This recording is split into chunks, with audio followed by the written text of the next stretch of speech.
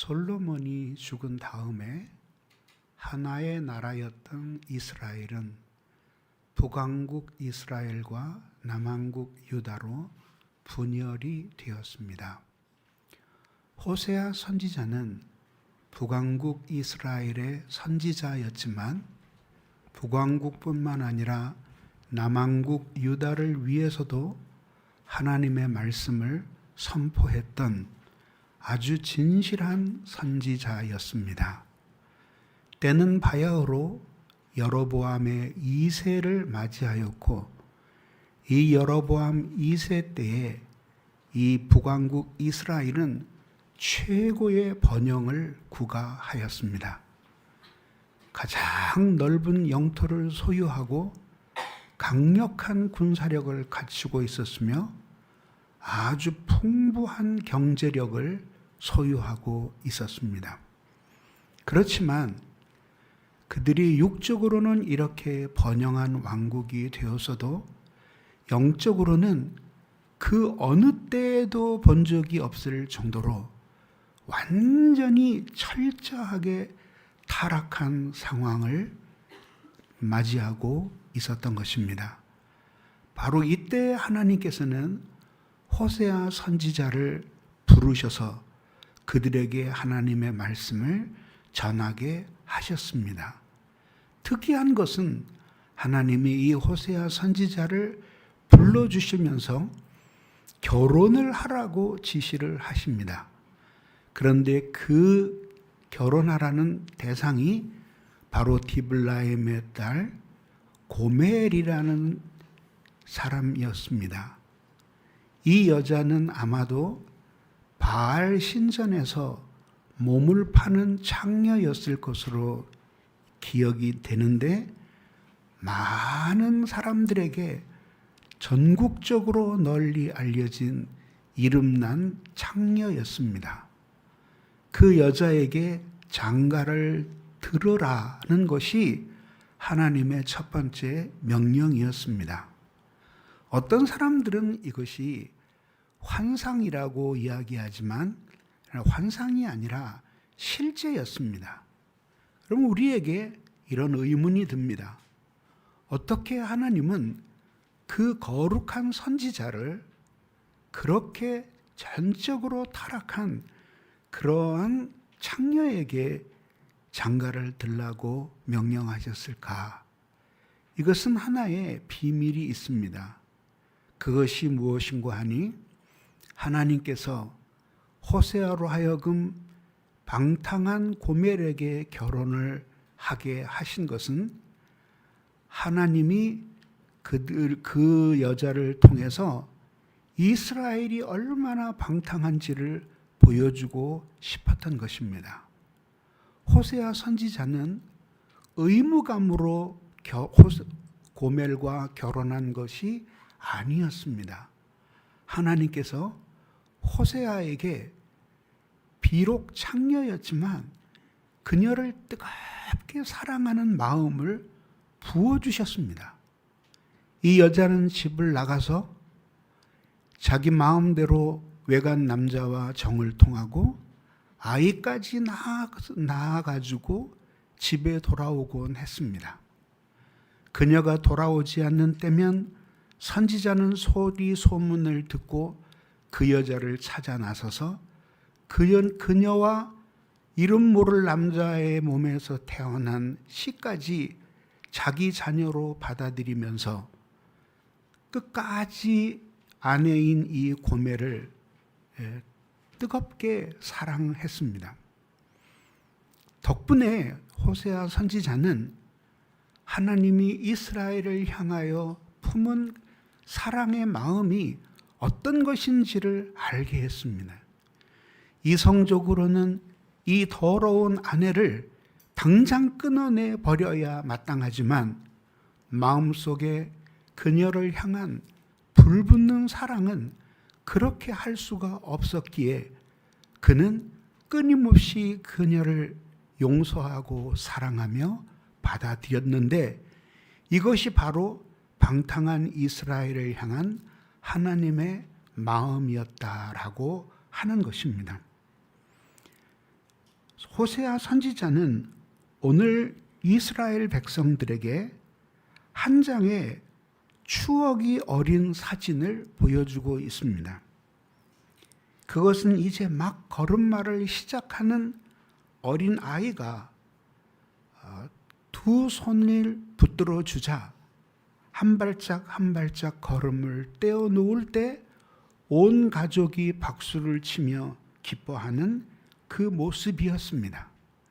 하나님은 이스라엘에게 걸음마를 가르쳐 주셨습니다.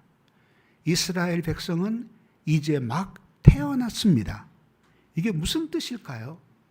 이스라엘 백성들이 가나안에서 애굽으로 이주하여 거기에 거주한 지가 430년이 되었는데 하나님께 바로 태어난 어린 아기로 묘사되는 이유는 무엇인지 아십니까?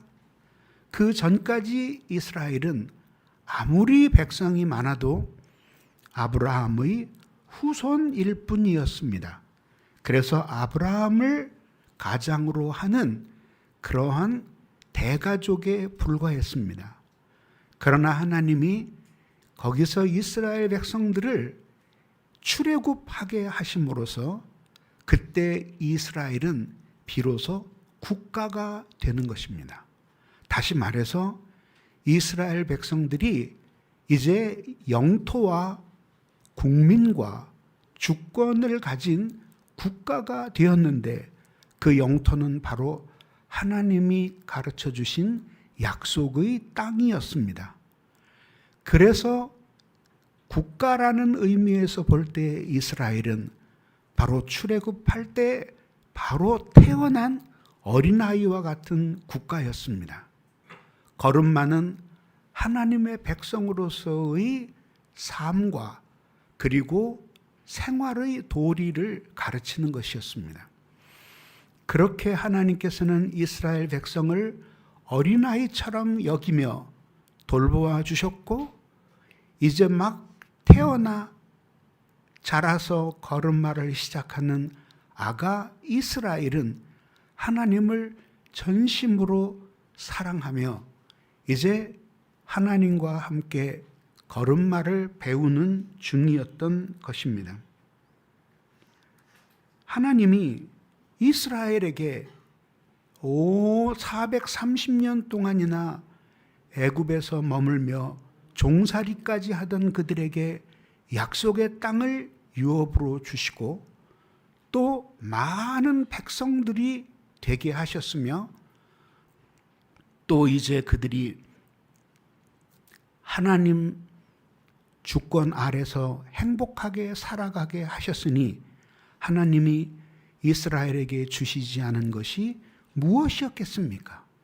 그 약속대로 가나안 땅을 모두 정복하고 이제 평화롭고 번영한 삶을 누리게 하셨으니 하나님이 안 주신 것이 무엇이 있었겠습니까? 그럼에도 불구하고 이스라엘 백성들은 우상 숭배로 하나님을 버리고 타락의 길을 가고 있었습니다. 호세아 선지자는 이들에게 한편으로는 멸망을 예고하면서도 또 한편으로는 그들을 한없이 불쌍히 여기시는 하나님의 불붙는 긍휼을 선포하면서 그들로 하여금 하나님께로 돌아오라고 애처롭게 불렀던 것입니다. 제일 먼저 하나님은 이스라엘을 에브라임이라고 불러주셨습니다. 여기서 이 에브라임은 히브리어로 열매를 맺다, 번성하다라는 의미를 가진 동사에서 온 것입니다. 이는 이스라엘 백성들을 너무나 사랑하셔서 어찌하든지 축복해 주시고 싶어하는 하나님의 마음을 보여줍니다. 원래 이 에브라임은 애굽에서 태어난 요셉의 둘째 아들이었습니다. 첫째 아들은 므낫세였습니다. 그리고 할아버지 야곱이 그들을 축복해 주는데 당연히 오른손을 장자의 머리에 얹고 그 다음에 왼손을 차자의 머리에 얹고 축복하여야 하는데 할아버지는 이 손을 어긋 맡겨서 오른손을 차자의 머리 위에 얹고 왼손을 장자의 머리에 얹으며 축복하였으니 이는 비록 둘째 아들로 태어났어도 할아버지 야곱이 얼마나 그를 사랑하였는지를 보여주는 것이며 또 영적으로는 하나님께서 이스라엘의 대표자로서 이 에브라임을 지명하였음을 보여주는 것입니다. 그래서 이 에브라임은 북왕국 이스라엘의 애칭이었습니다. 그래서 하나님은 마음에 그들을 사랑하는 마음이 가득할 때 이스라엘아라고 부르지를 않고 에브라임아라고 불렀고 유다를 향해서는 유다야 하고 부르지 않고 야고바라고 불러서 애칭을 사용하셨던 것입니다. 이런 맥락에서 하나님은 깊은 애정을 가지고 우상 숭배의 죄에 빠져서 하나님으로부터 멀리 떠나 세속주의에 깊이 쓸어 넘어진 이스라엘 백성을 간절히 부르고 계셨던 것입니다. 비록 하나님께 불순종하여 죄를 짓고 나라를 찢어 분열하였으나 하나님께는 여전히 이스라엘이 사랑하는 에브라임이었습니다. 우상 숭배로 방탕한 그들에게 하나님은 낯선 분이셨지만 자비로우신 하나님께서는 당신을 그렇게 멀리 떠난 이스라엘 백성을 잊을 수가 없었고 여전히 눈에 넣어도 아프지 않은 자식이었으니 마치 탕자를 기다리던 아버지의 마음과 같이 그렇게 하나님은 이스라엘이 회개하고 당신의 품으로 다시 돌아올 날을 기다리고 계셨던 것입니다. 하나님은 바로 이렇게 이스라엘을 사랑하는 심정을 호세아 선지자에게 주셨고 선지자는 바로 그 사랑 때문에 방탕하고 음란할지라도 끊임없이 집을 떠날지라도 아내인 고멜을 향한 사랑을 포기할 수 없었던 것입니다. 하나님이 당신의 불붙는 사랑을 호세아에게 주셔서 방탕한 아내를 포기하지 못하는 그 심정을 하나님이 이스라엘을 포기하지 못하는 심정에 투사시켜서 그래서 하나님의 마음을 가지고 고멜을 찾은 것처럼 이스라엘 백성을 찾아 나섰던 것입니다. 그는 방탕한 이스라엘 백성을 찾으시는 하나님의 마음이 얼마나 뜨겁고 가슴 찢어지는 사랑으로 가득했는지를 깨달을 수 있었습니다. 이것은 바로 그 옛날 이스라엘 백성들에게 하신 말씀이 아니라 오늘 여러분들을 부르시는 주님의 음성인 것입니다. 여러분들은 주님을 멀리 떠나 하나님을 잊어버리는 때가 있다고 할지라도 하나님의 부르심에는 후회가 없으니 한번 당신의 자녀로 불러주신 여러분들은 하나님 앞에 눈에 넣어도 아프지 않은 자식이며 사랑스러운 에브라임인 것입니다. 그것이 바로 당신의 본명입니다. 하나님은 성령 충만하고 교회에 잘 출석하고 헌금을 많이 하고 교회를 위해 뜨겁게 봉사할 때만 여러분들을 사랑하시는 것이 아닙니다.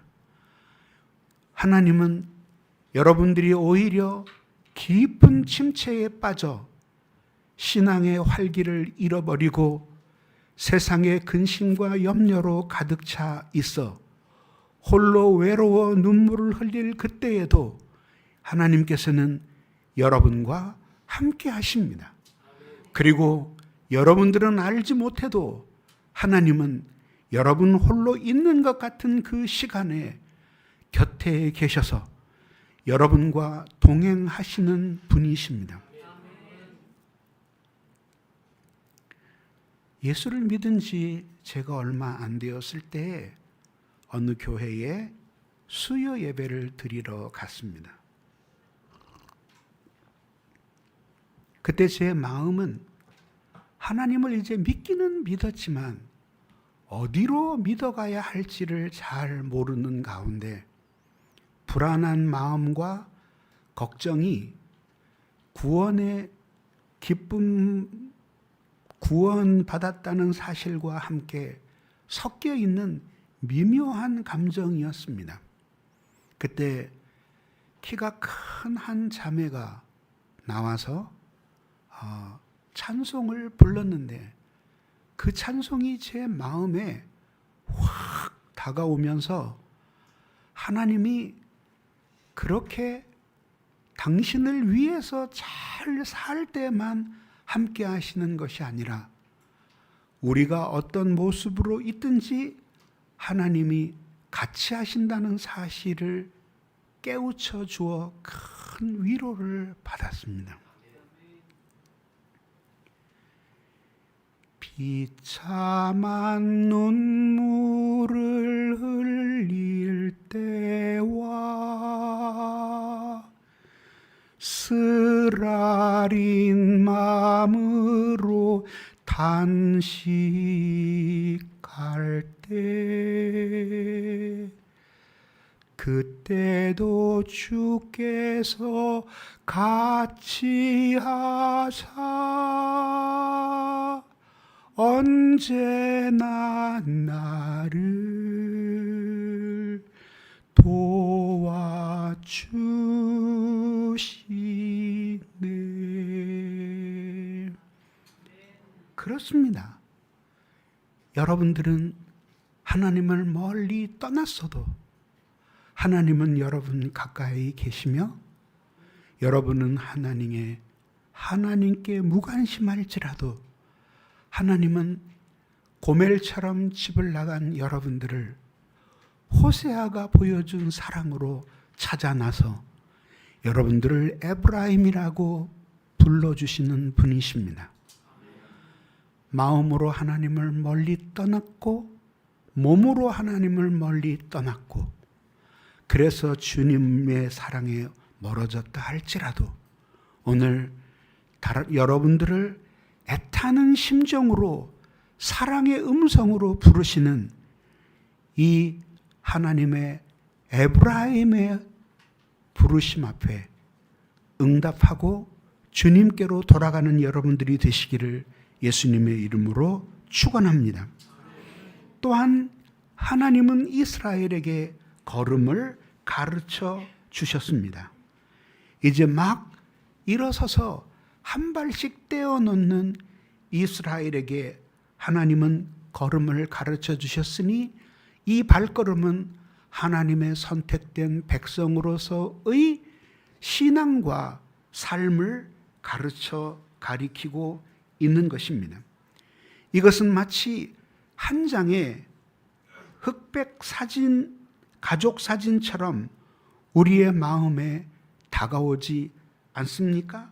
이제 막 걸음마를 시작하는 아이가 한 발짝 떼어놓을 때마다 온 가족이 박수를 치며 기뻐하는 모습을 담은 추억 속의 사진입니다.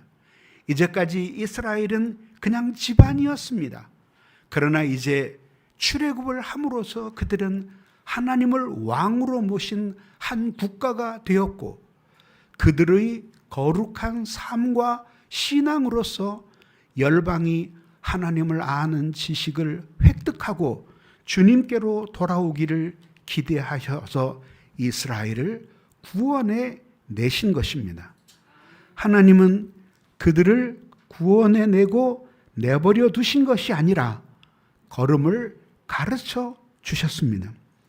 출애굽의 과정을 통하여 하나님은 모세라고 하는 지도자를 세우시고 그로 하여금 이스라엘 백성에게 하나님의 자녀로서의 신앙과 삶의 도리를 가르치셨습니다.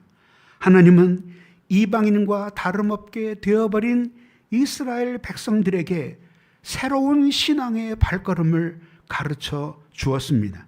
이것은 새로운 하나님의 나라의 백성으로 이스라엘을 바꿔놓으시기 위한 가르침이었던 것입니다. 이스라엘 백성들이 그렇게 하나님을 사랑하고 거룩한 백성으로 행복하게 살면 많은 열방과 이방의 백성들이 이스라엘은 어떻게 저렇게 위대한 나라가 될 수 있었을까? 어떻게 저들은 두려움이 없고 용감한 민족이 되었을까? 그리고 행복한 백성들이 되었을까? 라고 생각하며 그들이 믿는 하나님을 그들도 믿을 작정이었습니다. 이처럼 이스라엘이 국가로 출발하는 초기에 하나님은 이스라엘에게 참 사람으로 사는 신앙과 삶이 무엇인지를 세심하게 가르쳤고 이스라엘은 즐겨 배웠으며 하나님은 그런 이스라엘을 기뻐하였으니 이때가 바로 이스라엘 백성들이 하나님과 연애하는 것과 같았던 때였습니다. 하나님 아버지께서는 엄마처럼 이스라엘에게 걸음마를 가르쳤고 그들이 뒤뚱뒤뚱 홀로 걸을 때 말할 수 없이 대견해 하셨습니다. 추억 속의 사진에 담긴 이 걸음마의 이 모습은 우리가 맨 처음 주님을 믿었을 그때의 그림을 보여주지 않습니까? 우리가 우리 혼자 힘으로 살 수 있다고 생각할 때까지는 우리는 결코 예수를 믿지 않았습니다. 그러나 어느 날 겸손하게 우리의 마음을 낮추고 우리의 삶의 현실을 받아들였습니다. 그리고 인생은 도저히 나 혼자의 힘으로는 살 수 없다고 믿게 되었습니다. 아무도 자신의 인생을 도울 길이 없다는 사실을 절실하게 깨달았을 때 그때 우리는 누군가로부터 예수 그리스도의 복음을 들었습니다. 그리고 하나님의 아들이신 그분이 십자가에 못 박혀 죽으신 것은 자신의 죄 때문이 아니라 바로 우리의 죄 때문에 죽으신 것이며 누구든지 예수 그리스도를 믿고 그분 앞에 나오는 모든 사람들에게 이 인생을 살아갈 수 있는 하늘의 비밀스러운 힘을 우리에게 공급해 주신다는 사실을 알게 되었습니다.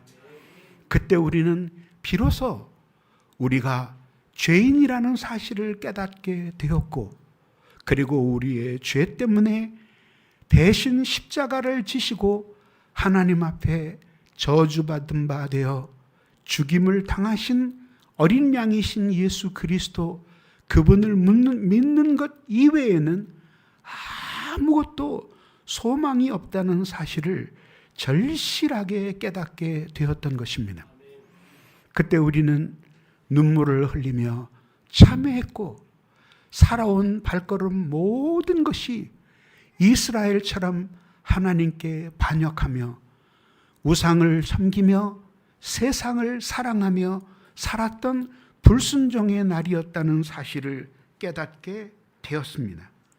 그래서 우리는 이제 전심으로 예수 그리스도를 믿기로 다짐했고 그렇게 우리는 첫 발을 교회에서 떼어놓게 되었습니다. 하나님께서는 말씀과 기도를 통해 우리를 가르쳐 주셨습니다. 어린아이와 같은 우리에게 성령을 붙여주셔서 성령을 스승 삼아 교회를 통해 우리의 발걸음을 인도해 주셨습니다. 하나님의 백성으로 우리가 무엇을 어떻게 믿고 살아야 하는지를 알려주셨습니다. 그때 우리는 하나님을 사랑하는 것 때문에 기뻤고 나 같은 죄인을 사랑해 주시는 하나님의 은혜 때문에 우리는 감격에 겨웠습니다.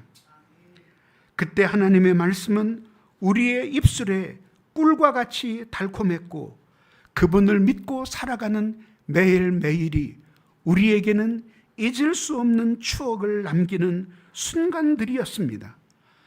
그래서 하나님 때문에 느끼는 신앙의 기쁨은 곳간에 곡식과 새 포도주가 가득한 것에 비할 수 없었으니, 내가 살아왔던 이 세상 그 무엇도 이렇게 큰 쾌락을 나에게 준 적이 없었기 때문이었습니다.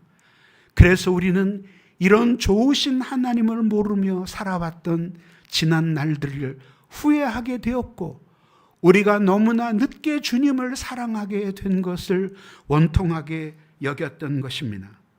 우리는 그렇게 처음 주님을 믿었을 때, 처음 사랑이었을 때 그렇게 행복하게 시절을 지냈습니다.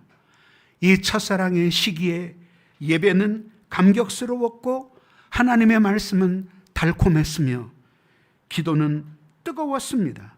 우리는 언제라도 하나님의 말씀에 순종할 준비가 되어 있었으며, 그러면 그럴수록 하나님께서는 더 많은 은혜를 주셔서 마치 이 세상에 하나님이 나 한 사람만을 위해서 모든 것을 주시는 것 같은 행복과 연합의 감정을 누렸던 것입니다. 이렇게 하나님의 사랑을 함께 알게 된 형제 자매들과의 관계는 너무나 달콤하고 즐거웠으며, 그래서 교회 생활은 꿈을 꾸는 것처럼 달콤하고 행복했습니다. 그러나 지금 우리의 신앙생활은 어떻습니까? 그때처럼 신앙의 기쁨이 있습니까? 예배의 감격이 있습니까? 참회의 눈물이 있습니까? 기도의 열정이 있습니까? 하나님의 사랑으로 우리의 죄를 용서해 주시는 은혜의 체험이 있습니까?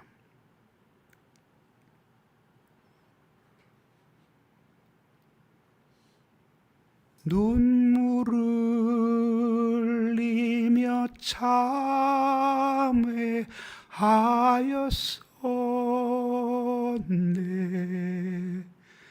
나의 마음도 뜨거웠었네. 그러나 죄악이 나를 삼키고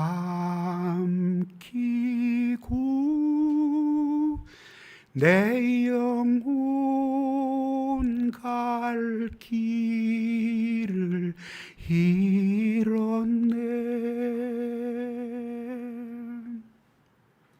하나님께 돌아가기에 너무 늦은 시간은 없습니다. 그리고 회개하기에 너무 빠른 시간도 없습니다. 지금이야말로 우리가 하나님께로 돌아갈 시간입니다. 이제 하나님을 떠나 불순종하고 죄로 말미암아 곤고하게 살았던 생활과 작별하고 다시 하나님의 품으로 돌아와 하나님의 사랑을 받으며 사는 여러분들이 되시기를 주님의 이름으로 축원합니다. 그가 우리를 찢으셨으나 다시 낫게 해주실 것이고, 우리를 치셨지만 다시 싸매어 주시지 아니하겠습니까? 주님은 또한 우리를 두 팔로 안아 주셨습니다. 우리가 주님을 처음 사랑했던 때에는 또 하나의 감격의 이유가 있었으니, 그때 하나님은 우리를 당신의 품에 꼭 안아 주셨습니다. 그래서 호세아 선지자가 이렇게 말합니다. 그러나 내가 에브라임에게 걸음을 가르치고 내 팔로 안았음에도 내가 그들을 고치는 줄을 알지 못하였도다 하였습니다. 하나님은 그렇게 안아 주셨습니다. 손바닥이나 손목이 아니라 두 팔로 안아주셨으니 이는 하나님의 친밀한 자식 사랑의 표지입니다. 그때 에브라임은 하나님의 품에 있었습니다.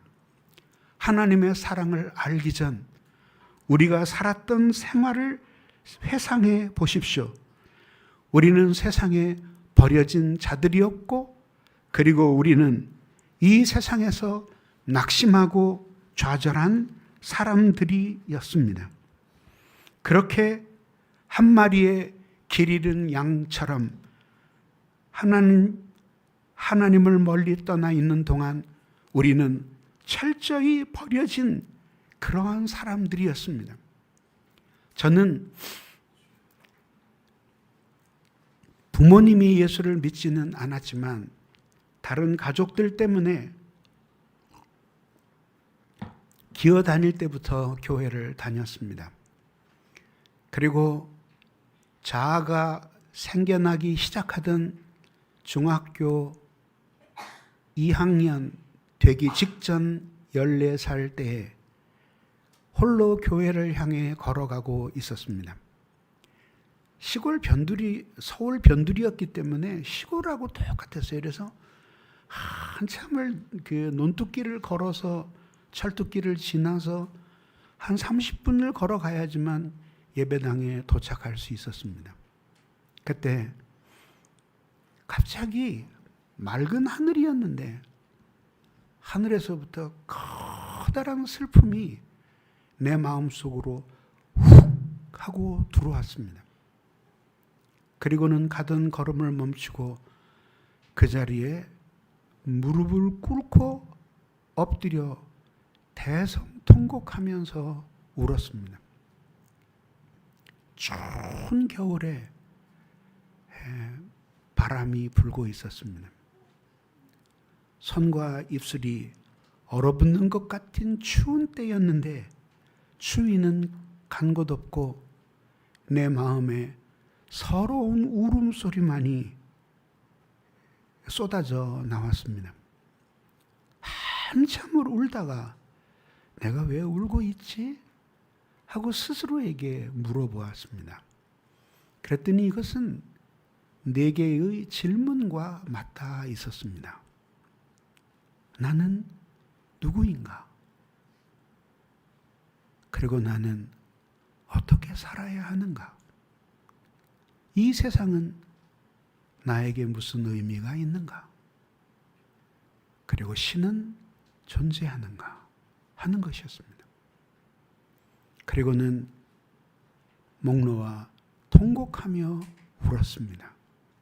한참을 울고 난 후에 이상하게 내 마음속에서는 용기가 생겼습니다.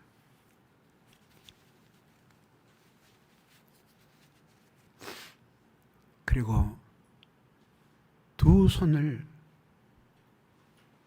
두 주먹을 쥐고 마음에 결심했습니다. 하나님은 없다. 이제 나는 죽을 때까지 무신론자로 살자 하는 것이었습니다. 그리고 저는 그날부터 교회를 다니지 않게 되었습니다. 어린 나이에 도대체 이 질문에 대답해 줄 수 있는 사람이 누굴까? 때로는 선생님께, 때로는 교회의 목회자들에게, 때로는 어른들께 물어본 적도 있었지만 돌아오는 대답은 한결같이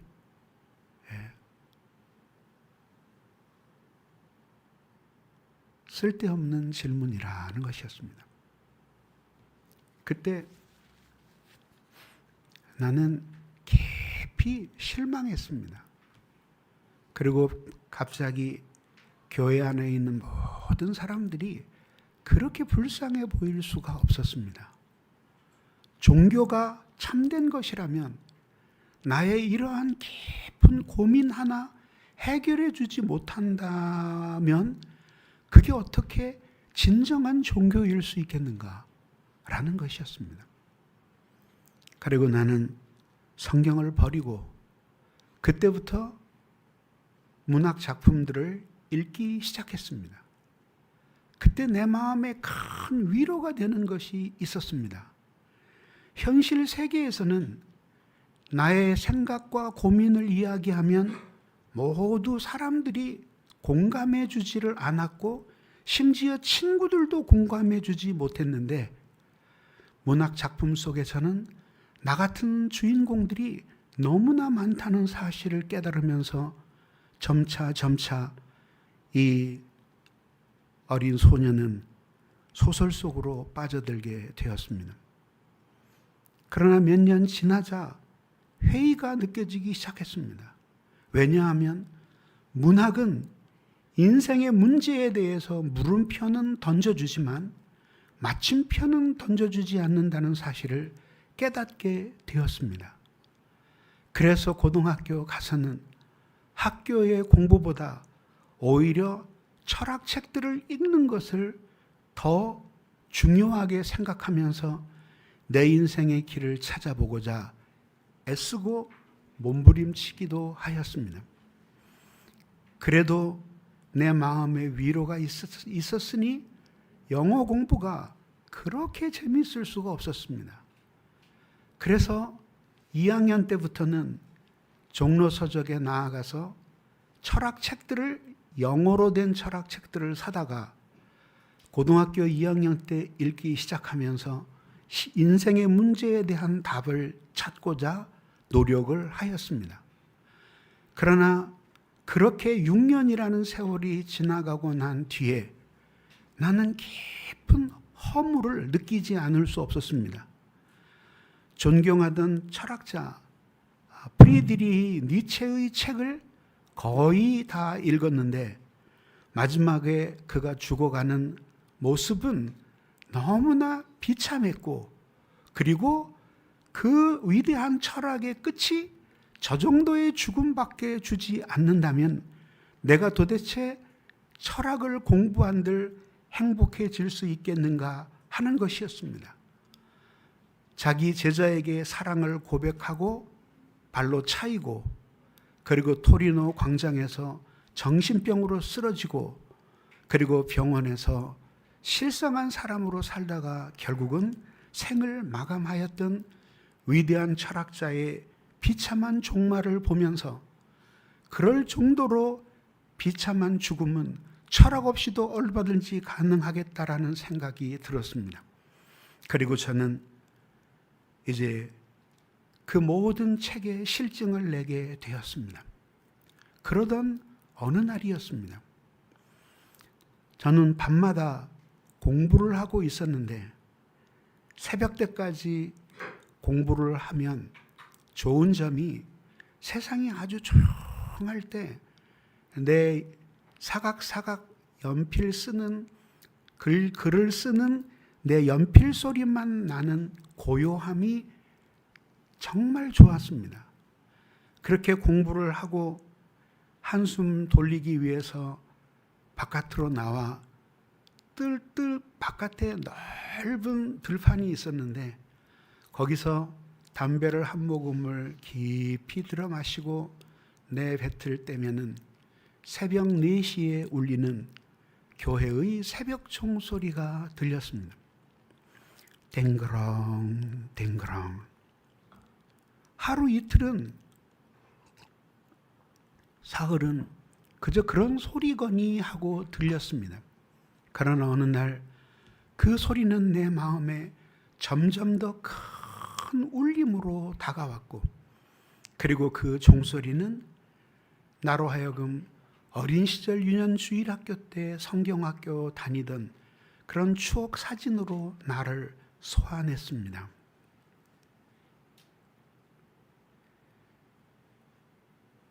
댕그렁 댕그렁 종소리가 울릴 때 깊이 스며와 닿는 구원의 저 종소리. 그리고 6개월쯤 지난 후에 나는 전도하는 사람 없이 내 스스로 교회를 찾아 등록하고 그리고 주님께로 돌아왔습니다. 그때는 수요일이었습니다. 이게 비닐 장판이 깔린 가난한 교회, 한 20여 명 모인 교인들이 모인 곳에 누덕누덕 기운 방석 위에 무릎을 꿇고 주님 앞에 기도를 드리고 있을 때 풍금 소리가 들렸고, 그때 생전 처음으로 먼 길을 떠났다가 고향집에 돌아온 것과 같은 형언할 수 없는 포근함을 느꼈습니다. 그때 풍금에서 나는 찬송 소리가 이것이었습니다. 어서 돌아오,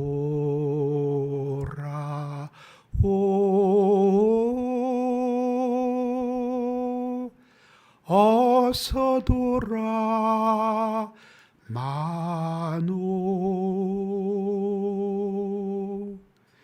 지은 죄가 무리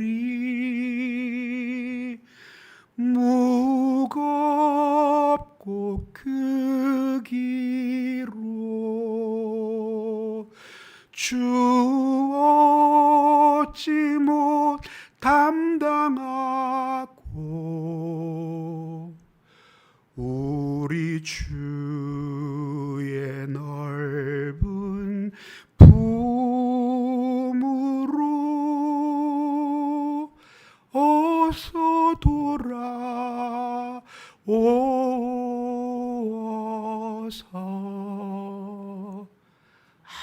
아무도 나에게 너는 죄인이고 그리스도께서 널 위해 십자가에 죽으셨다고 가르쳐주지 않았는데도 나는 뜨거운 눈물을 흘렸습니다.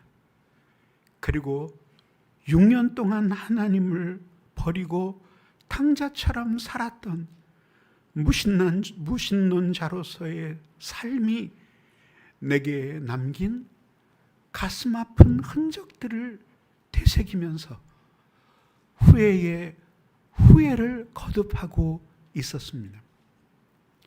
그리고 과연 나 같은 인간이 다시 하나님께로 돌아갈 자격이 있을까 생각하고 있을 때, 그때 하나님께서는 나에게 그리스도의 십자가를 보여주셨습니다.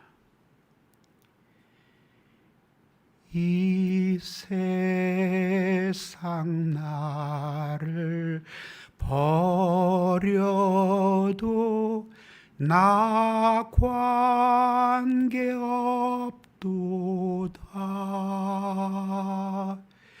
내 한량 없는 영광은 십자가 뿐이라. 그리고 주님은 나를 후려치시는 대신 당신의 피 묻은 손으로 나의 두 손을 붙잡으시고 피 흐르는 당신의 얼굴을 들어 나를 바라보아 주셨습니다. 채찍에 피멍이 든 가슴에 나를 안아주시고 당신의 사랑의 박동을 느끼게 하셨습니다. 그리고 주님의 이 사랑이 내가 교회로 돌아올 때 시작되었던 것이 아니라 주님을 멀리 멀리 떠났을 때 바로 우리 주님이 나처럼 이렇게 흐느끼며 당신을 멀리 떠나 불행하게 살아가고 있는 나를 건져주셨다는 사실이었습니다. 무신론자로서 산 6년의 생활의 마지막 끝은 자살이었습니다. 그리고 자살을 실패하고 3일 만에 깨어났을 때, 그때에는 살아있는 것이 전혀 기쁘지 않았습니다.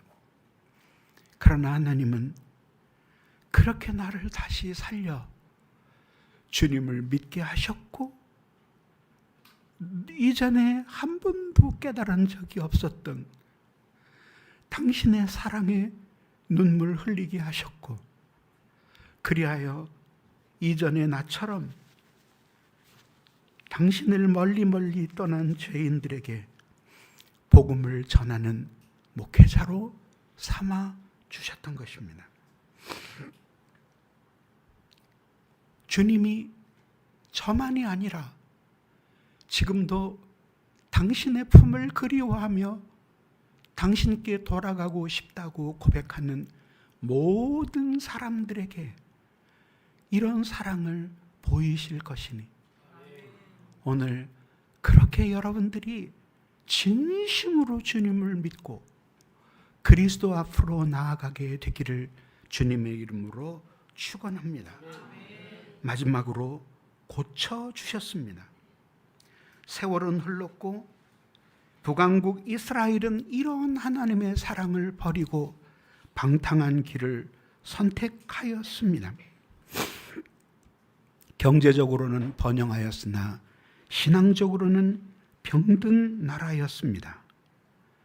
그들은 하나님이 가르쳐준 발걸음을 잊어버렸고, 그들은 다시 이방 백성들처럼 똑같이 우상을 섬기며 하나님의 백성으로서의 참된 빛을 잃어버리고 소금으로서의 맛을 잊어버렸던 것입니다.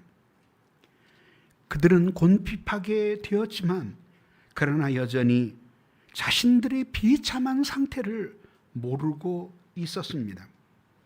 그들은 하나님의 사랑의 품을 멀리 떠나 타락하였기 때문에 영혼의 깊은 질병이 들게 되었습니다. 이는 선지자의 아내 타락한 고멜의 마음속에 있었던 음란한 죄의 질병과 같았습니다. 이스라엘은 자신들을 더할 나위 없이 사랑해 주시는 하나님을 버리고 세상 번영에 취하여 음란하듯이 바알 신상을 섬겼습니다. 하나님은 그럴수록 많은 선지자들을 보내셨고, 그들이 애타게 부르면 부를수록 점점 더 하나님을 멀리 떠났습니다. 이스라엘은 머리끝부터 발끝까지 성한 곳이 없었으며 온몸이 마치 괴질에 들린 것과 같은 상태였습니다.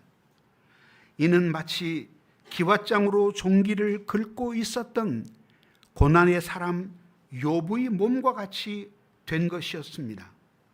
하나님께서는 이스라엘에게 그런 끔찍한 질병에서 고침을 받을 수 있는 말씀을 선지자를 통해 보내셨건만 그들은 고침받기를 거절하였으니 불신앙 위에 완고함을 더하였던 것입니다. 그럼에도 불구하고 이스라엘을 여전히 불쌍히 여기시는 하나님은 선지자들을 보내어 말씀을 가르쳐 주셨습니다. 한 선지자가 죽으면 또 다른 선지자를 보내셨고, 그 선지자가 죽으면 더 영성이 뛰어난 선지자를 보내셨습니다. 이유는 말씀으로 그들을 치유하여 당신의 품으로 돌이키고자 하심이었습니다. 생각해 보십시오. 이스라엘이 누리고 있는 그 많은 번영과 영광이 어디로부터 왔습니까? 그들이 누리고 있는 이 세상의 번영과 축복이 어디로부터 왔습니까? 하나님이 그들을 복 주셨기 때문이 아니겠습니까? 그런데 하나님이 주신 것 때문에 하나님을 더욱더 사랑해야 마땅하건만 이스라엘은 하나님이 주신 것 때문에 오히려 하나님을 버리는 어리석음을 저질렀습니다. 이것이 얼마나 하나님 앞에 끔찍한 반역이었는지 생각해 보십시오. 그들은 말씀대로 순종함으로써 하나님이 주신 축복에 보답해야만 했습니다. 그러나 그들이 경제적으로 번영하면 번영할수록 신앙적으로는 더욱 곤고하게 되었으니 그들은 세상 사랑밖에 하나님 사랑할 줄을 몰랐던 것입니다. 이것은 지금 오늘 살아가고 있는 우리들을 향해 보여주는 하나님의 한 장의 그림인 것입니다. 이것은 지금 하나님 때문에 많은 복을 받고도 하나님을 멀리 떠난 채 소망 없이 살아가는 여러분들을 향한 하나님의 피 끓는 외침입니다.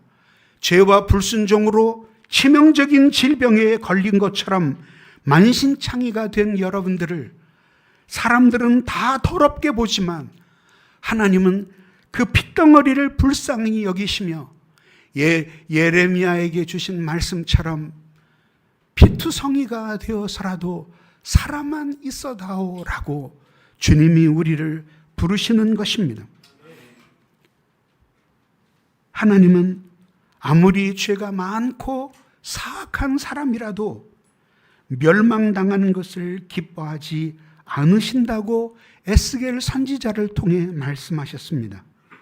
하나님의 말씀은 좌우에 날선 검과 같습니다. 영과 혼과 관절과 골수를 찔러 쪼개며 우리의 마음의 생각과 뜻을 밝히 드러내는 것이 하나님의 말씀입니다. 그러므로 여러분들은 다시는 병든 몸으로 비참한 삶을 살지 마십시오. 여러분들은 빛의 자녀로 부름을 받았습니다. 하나님의 자녀로 부름받은 사람들의 갈 수 있는 길은 유일하게 하나의 길밖에 없으니 하나님이 자기를 사랑한 것처럼 자기도 하나님을 사랑하고 그 사랑 안에 머무는 것입니다. 그 이외의 모든 길은 마귀의 유혹이고 육신의 정욕이 부르는 길입니다.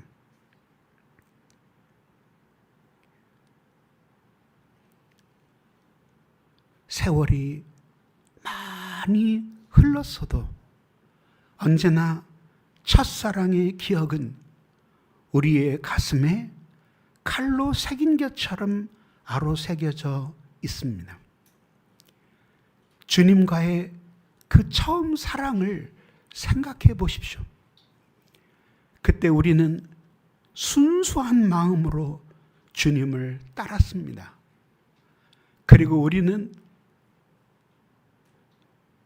우리의 신앙 생활에는 언제나 액체가 있었습니다. 주님을 위해 일하며 흘리는 땀이 있었고, 주님을 위해 흘리는 눈물이 있었고, 그리고 주를 위해 기꺼이 피를 흘리고자 하는 마음의 충성심이 있었습니다. 왜냐하면 바로 예수 그리스도께서 그런 액체의 삶을 사셨기 때문입니다. 사랑하는 여러분, 나는 이제 여러분과 오늘 헤어지고 나면 언제 다시 만날 수 있을지 기약이 없습니다. 그렇지만 하나님은 이것도 우연이 아니라 하나님이 이 말씀이 필요하기 때문에 저를 불러 오늘 여러분 만나게 하신 것이라고 믿습니다. 하나님의 사랑으로 돌아가십시오. 우리가 하나님을 뜨겁게 사랑하던 때로 돌아가십시오. 우리가 죄인인 것을 고백하며 눈물을 흘렸던 때를 잊지 마십시오. 그리고 하나님이 나 같은 죄인을 위해 당신의 외아들 사람의 몸을 입혀 이 세상에 보내셨다는 것 때문에 감격하였던 그 때를 잊지 마시기를 바랍니다. 하나님은 오늘 이 시간도 여러분들을 사랑하십니다. 그래서 하나님의 사랑이 짝사랑이 되게 하지 마십시오. 하나님의 사랑에 사랑으로 호흡하십시오. 만약에 여러분들이 주님을 멀리 떠나 지금 낯선 거리에 홀로 있다면 오늘 이 말씀을 가슴에 새기십시오. 그리스도의 십자가를 생각하십시오. 그리고 그리스도의 못 박힌 손에 여러분들의 손을 포개고 그의 못 박힌 발에 여러분들의 발을 포개고 가시마늘 면류관을 쓰신 그분의 이마에 여러분들의 이마를 포개고 거기서 예수와 함께 죽고 예수와 함께 다시 살아나는 신앙의 부활을 체험하는 여러분들이 되시기를 주님의 이름으로 축원합니다. 주님의 이름을 부르는 모든 사람들에게 당신의 못 박힌 손을 내미시는 우리 주 예수 그리스도의 손을 붙드는 사람들이 되기를 주님의 이름으로 축원합니다.